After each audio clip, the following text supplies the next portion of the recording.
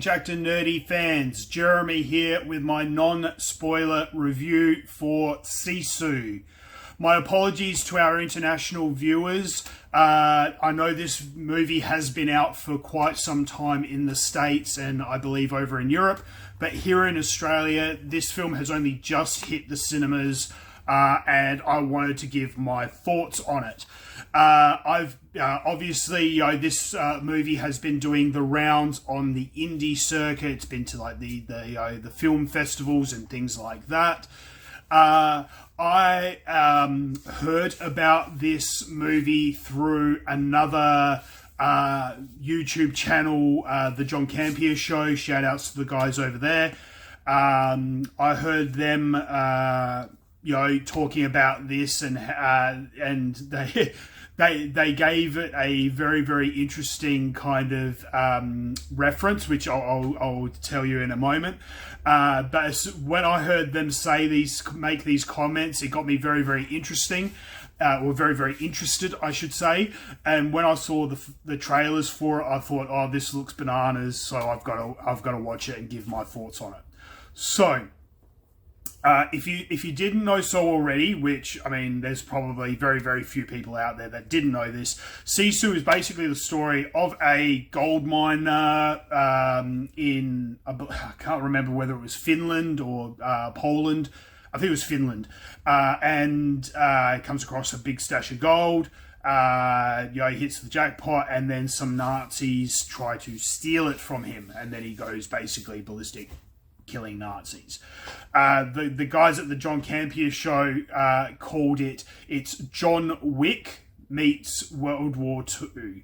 And I mean, come on, let's face it, as I mentioned before in one of my previous reviews of the Indiana Jones, who doesn't like watching Nazis get their asses whooped?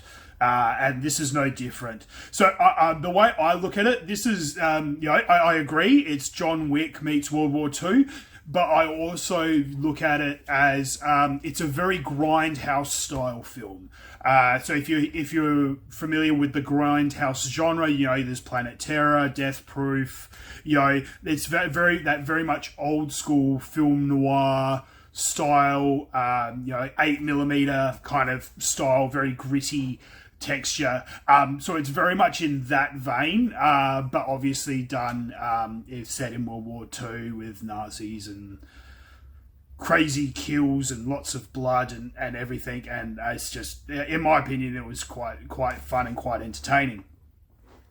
Another interesting thing I found was that, and they did this brilliantly in that the main antagonist or the hero of the film, like literally, I don't think he says anything right up until the end of the film.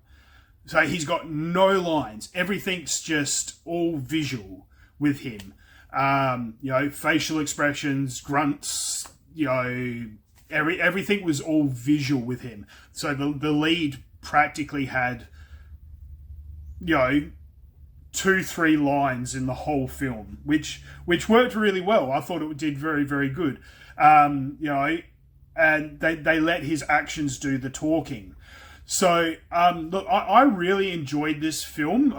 They did a great job in the visuals. As I said, like the makeup, the costuming, the cinematography and the scenes,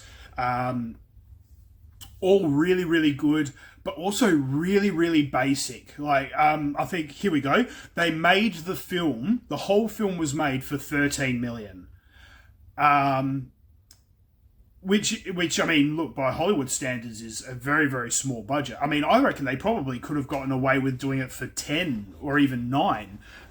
It's, like I said, very, very low budget, but they didn't need an expensive budget for this film. Like, they literally managed to get everything done very, very easily, very, very simplistically. Like, they didn't need $100 million budgets to do this film. So, look, I think they did a fantastic job. I mean, look, they've definitely well earned that money back 100-fold, I would say. or maybe I'm being a bit optimistic there. I would say definitely tenfold. Look, this film will make a lot of money, and it's directed by Jalmari Helander. I'm not overly familiar with their work, but I'll be willing to put money on the fact that we're going to be hearing a lot more from that director in the future, just with the quality of what they did with this film, with the budget that they had. I'm not going to do a cast rundown on this film because it does have a lot of European, it's all European kind of casting, and I do not want to butcher their names.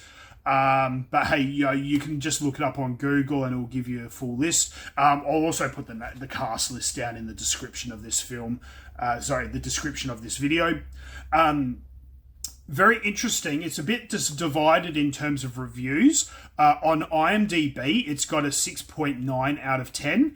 But over on Rotten Tomatoes, it's got a 94% rating. So a bit of a difference there in the two platforms. Look, to be honest, I'd give this a solid 7.5. I mean, it's not a film I would watch over and over and over and over again. But maybe, once a year, once every couple of years, I'd sit down and watch it, again. And it's not an overly long film. That's the other thing. It's an hour and a half, just under an hour and a half. But they also split it up into manageable chapters. So there's chapter 1, chapter 2, chapter 3, So they split it up into chapters, which will make it easier to digest if you just want to watch 1 or 2 chapters at a time. So look, I think they did a fantastic job with this film. Hit me up in the comments section below. Let me know what you guys think. Have you seen SISU? Did you enjoy it? What were your thoughts on it? I'd be very interested to know what a lot of people think of this film. I have a feeling a lot of people would have liked it, but I mean, you never know. Film is very subjective and it can be very decisive. So hit me up in the comment section below. Let me know your thoughts on Sisu. And look, stay tuned to the channel, guys. We got lots more to come. We got, Mrs. Jackednerdy's been busy doing mystery box videos. We've had some Hot Toys deliveries come through, so we've got lots of unboxings coming up there. We've also got, lots of films coming out over the next month or so, and TV shows as well finishing up. So make sure you hit that subscribe button so you guys never miss out on a video. And until next time, guys, stay jacked and stay nerdy.